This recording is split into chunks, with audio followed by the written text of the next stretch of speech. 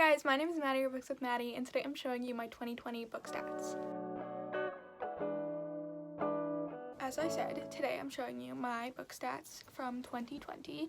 This is going to be my last video of the week. These are some of my favorite videos to watch, but my least favorite videos to film, edit, prepare, do all of those things for. I hate it. I really hate it, because it involves just spreadsheets and pie charts, and in theory I love those things, but in practice I don't like doing them. I like looking at them and having it completed for me, but I don't like doing it. So bear with me. I've tried to do like a Lala level video here. If you haven't seen Lala's videos for her stats, watch hers. Honestly, better quality than mine. Okay, so I guess we're just gonna literally go. I filmed a whole section. I didn't press record. Okay, so what I was saying was that we're going to start off with some simpler stats and then go into more in depth. And so we're going to start off with like the number of books that I read. So I read 113 books this year. My goal was 65, so I was happy to surpass that. And then this year, 2021, I'm setting my goal for 100 books. So hopefully I'll be able to do that again. So now we're going to break down the number of books that I read per month. So here are stacks of the books that I read every month. For books that I didn't have like a physical copy of, whether it was an e-arc or a audiobook, I just put a book that was like about the same length but flipped to the spine. So the ones that are like page first, those represent a book read, but I don't have a physical copy of it. So yeah. My best reading month was July with 18 books, and my worst was a tie between February, March, and November, where each of those months I only read 5 books. And then the average number of books I read per month was 9.4, so that was pretty good. And then in Lala's video, I saw she was saying like she doesn't necessarily measure her best and worst reading months by the number of books that she read, but rather the number of 5-star books that she's read. So I actually calculated the number of 5-star books that I read each month, and I calculated then the percentage, because I realized, like, let's say I read 5 books in a month and 3 of them are 5 stars. That would be better than if I read 4 5-star books in a month where I read 18 books. You know what I mean? Like, it would still be, but that was the one where I read 3 5 stars. Even though it's less 5 stars, the percentage of 5 stars in that month is technically higher, if that makes sense. So technically, if we use this logic, my best reading month would be January, where 57% of the books that I read that month were 5 stars. So like that's over half of the books I read that month were 5 stars, which makes sense. That was a very good reading month. And then technically my worst reading month would be February, November, where I read 0 5-star books. So I saw someone else do this. I can't remember who I saw do this, but somebody went over their favorite book of each month, so I thought I'd do that really quickly just to show like the highlight of the year, like something good that happened each month. So I think I'll do that really quickly. So for January, my favorite book was Daisy Jones and the Six by Taylor Jenkins Reid. This was 5 stars. For February, my favorite book of the month was Shadow and Bone by Leigh Bardugo. I believe this was 4 stars. In March, my favorite book of the month was Jane Eyre by Charlotte Bronte, and this was 5 stars. In April, my favorite book was Gone Girl, and this was 5 stars. In May, my favorite book was The Nightingale by Kristen Hanna. This was like 4.5 stars. In June, my favorite book was Our Dark Duet by Victoria Schwab. This was 5 stars. In July, my favorite book was Beach Read by Emily Henry. This was 5 stars. In August, my favorite book was Rebel by Marie Lu, which is at the bottom of this pile, so I'm not pulling it out, but that was 5 stars. In September, my favorite book was Here's the Beehive by Sarah Crossan, which was an arc, so I'll put a picture up here, and that was, I think, like 4.5 stars. In October, my favorite book was Take a Hint, Danny Brown by Talia Hibbert, which I gave 5 stars. My favorite in November was The Plague by Albert Camus, which I gave 4 stars, I believe. And then the best book I read in December was Language of Thorns by Leigh Bardugo, which I gave 5 stars. Okay, so that is all of my favorite books for each month. So going into page count, I read 39,127 pages this year, which means I read an average of 3,260 pages per month, averaging to 107 pages a day, which was more than I expected. I thought it would be like 50 pages a day or something. I don't know why It feels like I don't read 107 pages a day, but I don't know. And the shortest book I read was Hippolytus by Euripides, which was just like a short Greek play, and the longest was Harry Potter and the Order of the Phoenix. So moving on to genres, my top genres this year were fantasy, general like adult fiction, and historical fiction. And then here's like a pie chart of the breakdown of all of the genres I read. I'm not surprised, like fantasy I definitely read the most of just because it's like the most popular, I guess. And then general adult fiction was filled out a lot by the books that I read in school, and historical fiction is obviously my favorite genre, so I definitely need to be reading more historical fiction because it is my favorite genre. But this year I was kind of trying to catch up on a lot of the fantasy books that I missed while I wasn't reading, so that's why the biggest genre was fantasy. But I wanted to see, like, out of those top 3 genres, what do I have the most success rate with? So I averaged all of the ratings. So I calculated all of the books in each genre, what I rated them, added them together, and then divided by the number of books I read in that genre to see what the average star rating was. And actually, fantasy had the highest one. So fantasy was exactly 4 stars. Fiction, like general adult fiction, was like 3.7 stars.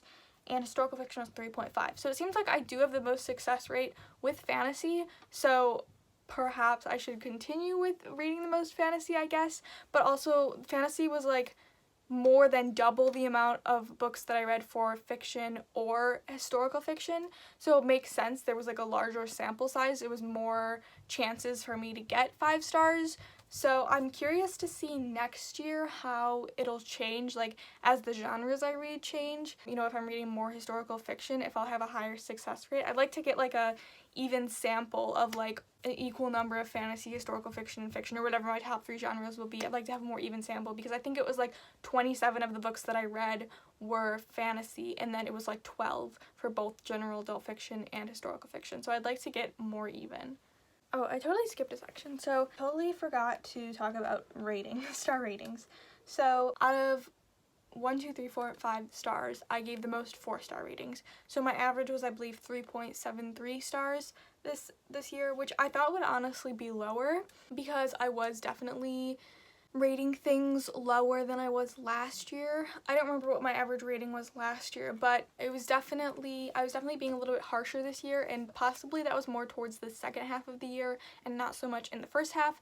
So it's possible that, you know, the first half really weighed the rest of the year. And not that I wanted a lower average rating, obviously. I just want to make sure that my ratings are like accurate to how I feel about a book, which is like hard when there's just like 1, 2, 3, 4, 5 stars. Goodreads, please give us half stars. But anyway, here is a breakdown of my ratings. So luckily, I think there was only 3 1-star books this year, which was very good. And there was quite a few 5 stars. I think what really boosted the 5 stars is a lot of times when like I'm taking English classes and stuff, or reading a lot of classics and like really good literature. And I always feel bad rating books like classics and stuff anything other than 5 stars because it's like, this is a classic, like who am I to have an opinion on it? But I am getting better with that, like rating books towards my opinion rather than what other people say about them. So I'm getting better at that. Okay, so for age range, I read 59 adult books, 51 YA/new adult books, and 5 middle grade books. So in this pie chart, there's probably 4 sections because I tried to split up new adult and young adult, but it just didn't happen. I just don't know what classifies as new adult, really. I know that, like, there are certain books like Serpent and Dove, which a lot of times are marketed as young adult, but are definitely more new adult. Then I don't know when a book is technically adult, but is it new adult? I don't know. I really don't. And so I tried to separate them, but I really didn't know how to. That's why I just did 51 YA/new adult, because I really don't know the difference between YA and new adult, and then new adult and adult. I don't know if I should have categorized adult and new adult together, because technically those are probably more similar. I don't know. I really don't. But I was happy that I read a little bit more adult books this year than young adult, because I find that I definitely do like find myself giving higher ratings to adult books than young adult books. And I think that the booktube community is so centered around YA books that I a lot of times get caught up in just reading what's popular, and a lot of times that works for me, but also a lot of times it doesn't. So I'm trying to cater more towards my reading tastes, because as much as I want to be giving relevant reviews and ratings, I also have to make sure that I'm reading books that I actually enjoy. Okay, so next, this is like one of my favorite statistics for some reason, and it's if I've read from an author before. So the statistics for this year were, there were 73 books that I had not read from the author before, and there were 40 books where I had read from the author before. So 64.5% was no, haven't read from before, and 35.4% was yes. Okay, so I wasn't really sure how to calculate if I've read from an author before, because for example, Talia Hibbert. So the first book I ever read from her was Get a Life, Chloe Brown, and I would shove that under no, I've never read from her before. But then later in the year, I read Take a Hint, Dani Brown. And would that have been read from her before? I mean, technically, yes, because I read Get a Life, Chloe Brown, but then I know some people would categorize that as no, because it's like, they think about it as the whole year. I did it as yes, I have read from the author before. I don't know, let me know what you think about that. I feel like technically that would be yes, because I had read from her before, just not like in previous years, but in this year I had read. I feel like that's how I want my statistics to go, because I want to make sure I'm counting, like, I don't want it to seem like I read 73 new authors, because I had, like, if I had added Take a Hint, Dani Brown, that would have been 73 new authors, but 74 I've never read from before, which doesn't make sense. So I think I feel good about how I've done this. But yeah, this is about where I wanted. I talked about in my mid-year stats, I think it was closer to 50-50, but I do think it was like a little bit more no heavy than I wanted it to be by the end of the year. I definitely want it to be more like 60-40, because I want to make sure I'm supporting authors that I enjoy reading from, and also if I know an author that I'll like, I'd like to read from them more so that I'm reading more books that I like, you know what I mean? So it was like 5% over more than I wanted, which isn't a big deal. But yeah, I think next year I'm going to try to aim for more 60-40, 60% no, I have never read from these authors before, and 40% yes, I have. Because also I do want to be supporting new authors, which makes sense. And then we'll talk about the format. So this pie chart is like a little bit more broken up than I wanted it to be, because I split up ebooks into just ebooks and then ebooks which were arcs. I did end up combining those when I wrote them down. So I read 60.2% of the books that I read were physical, 26.5% were both, which just means I was like reading in the book while listening to it. 7.9% were ebooks, and that's combining just regular ebooks and arcs. And then 5.3% were audiobooks. I do want to read more audiobooks in the new year. I think that that's something that I'm just like dipping into a little bit. I didn't really think that I could comprehend the same amount or reading an audiobook instead of a physical book, and I feel like I still struggle with it a little bit. I definitely enjoy reading physically over reading on an audiobook, but I definitely think that I can compromise a little bit here and there, because I don't want to buy every book that I want to read. So if a book is available on audio, then I'm going to pick it up so I don't have to buy it instead. And that's the tea. Next, moving on to publishing year. I'm not sure how this pie chart is gonna look, because when I did my own like statistics, I calculated the years. I ended up grouping the years, which maybe I'll find a way to do a pie chart like that instead, but I did 6 groups. So the first one is before and including 1995, which I read 14 books that were before and including 1995, and that's because I read a lot of classics and, you know, books for school, which were a little bit older. I read 5 books that took place between were published between 1996 and 2000, 5 books that were published between 2001 and 2005, 8 books that were published between 2006 and 2010, 30 books that were published between 2011 and 2015, and then 51 books that were published between 2016 and 2020, which is like about where I want it. I definitely like to get more heavy on the books that were published more recently, but my top 3 years that I read from were 2020, I read 14 books that were published in 2020, 2019 I read 12, and 2017 I read 11 books that were published in 2017. Definitely do want to be reading more books that were published like the year I'm reading. So like this year I'd like to read a lot of books that were published in 2021, just so that like I'm keeping up to date, still supporting new authors and authors I've read from before and reading their books and stuff like that. So I've liked that the top 2 years that I read from were 2020 and 2019, but I do want to kind of boost that up a little bit so that I am supporting current authors and authors who are actively publishing and things like that.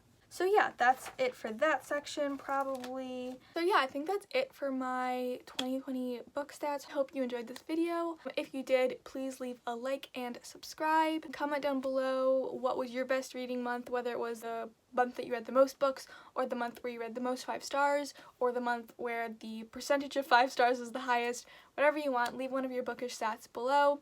This will be the last video published this week. I did a full week of videos, so every single day this week there was a video published. If you haven't seen those yet, go check them out. They are all the ones with the blue background on my channel, so go check out some of those other videos if you're interested. And that is it for this one. I hope you have a great day, I hope you have a great week, and I hope you have a great life, and I will see you very, very soon. Bye-bye!